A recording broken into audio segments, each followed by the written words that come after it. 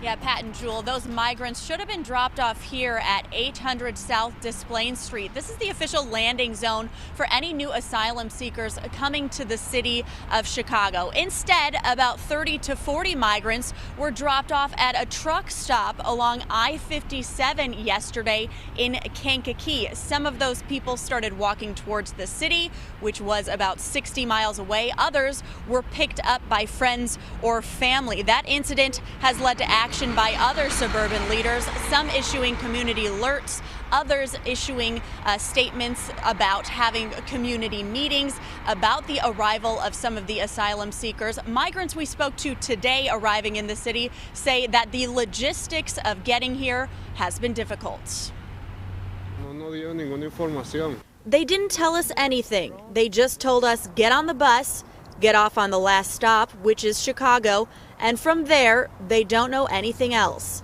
That's what one migrant said after he was dropped off at a Greyhound station in the Loop Friday morning, along with a dozen others. They were left to find their own way.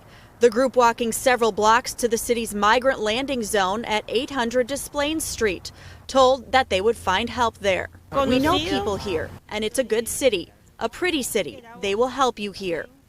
OEMC giving the newcomers blankets before loading them onto another bus. The latest arrivals come as Texas Governor Greg Abbott vows to continue busing and flying in migrants to Chicago.